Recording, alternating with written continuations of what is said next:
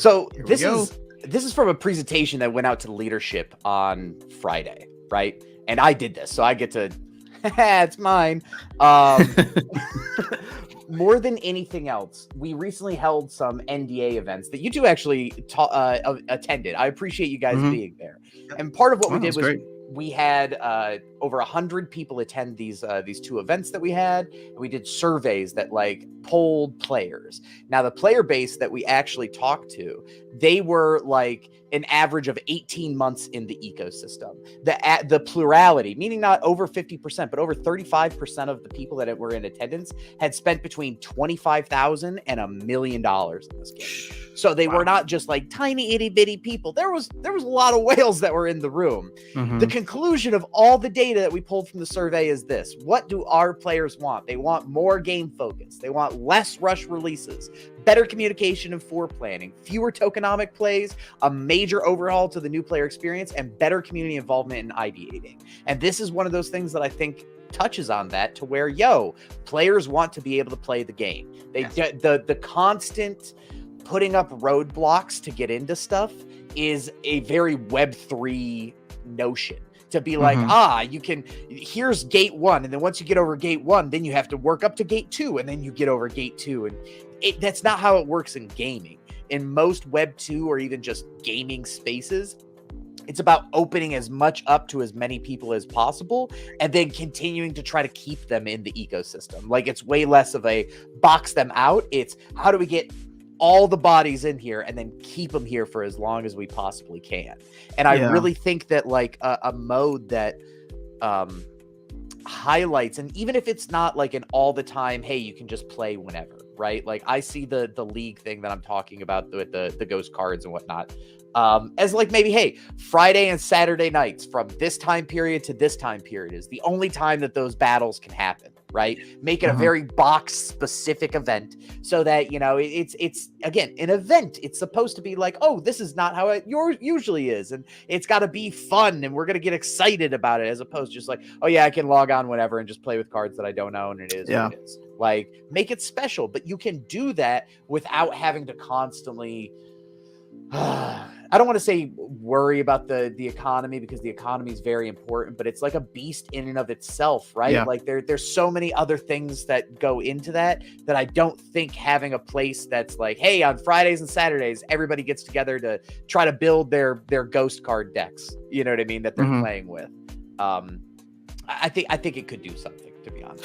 Yeah, well, I mean, there's still ways that you could gate it appropriately, right? Ask people to stake a minimum amount of like SPS. Again, nothing that's like super high, but something that would represent, at least, prices now would represent like, what is your usual Saturday night or weekend kind of entertainment fee, right? Or entertainment budget.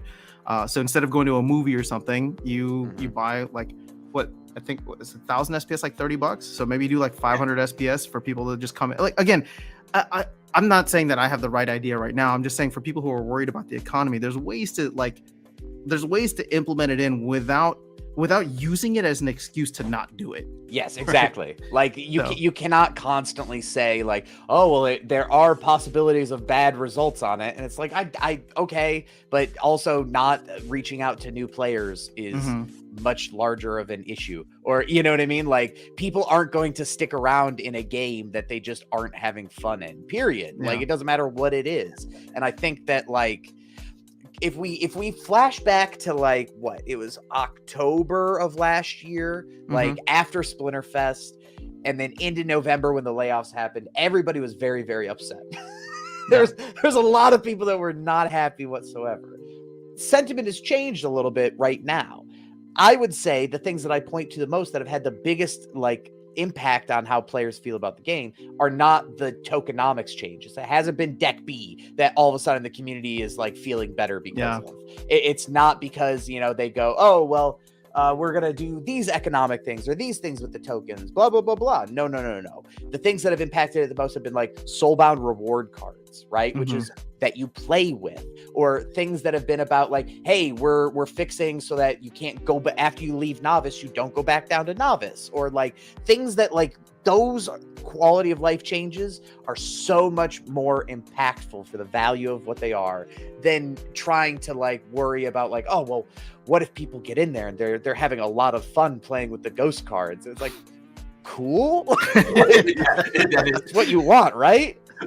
Yeah. No, I'm all for like, I can understand you don't want to devalue assets, but it's just like I would rather have a million people playing the free-to-play version, telling their friends about it because they're having so much fun, than that not being the case at all, right? Like, there's some people who are just not going to invest into Web3, into crypto games, like for whatever reason. And it's like, well, you can still reach them on like the Web2 side by just having a fun game that can be the funnel, or like the we'll call it the gateway drug, right? For those who actually do want to come into the space. So I mean, if you're doing something like Saturday night, Splinterlands, right? If I'm telling my friends that we're going to play this game, but there's a staking requirement, I'm going to stake it for them, right? I mean, that's all I'm going to do, right? Hey, I'm going to cover your stake. We're going to have a great time playing these cards. And as collectors, right, one of the big things to remember, this is a collectible card game. Most people build desire for certain assets by seeing them, right? Like you play with a card, you like the artwork, and you just have to have it.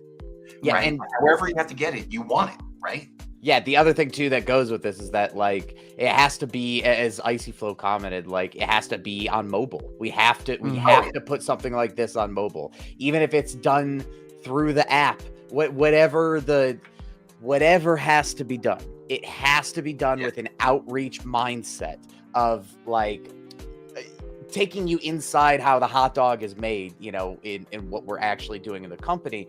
It feels like a lot of the plays that we've done have been focused on trying to raise value and raise retention of current players, meaning like, hey, who are the people that are already here? And then we neglect everybody else that's out there. Like it's the conversation about, oh, well, 95% of our traffic currently comes through the desktop and only 5% through mobile. But then you go, well, is it because the mobile? I think I've said this 5 million times. It feels like because the mobile experience sucks, and so people don't go there, and they're not directed to go there. They're told when they're introduced to the game, "Hey, don't go to the mobile experience. It's really bad. You need to go to the play on desktop." And everything. Yeah. So I feel like even making it so that it's like this is like we have to develop these things with mobile first in mind and outreach to new players that would not necessarily or normally be invested or be involved in it.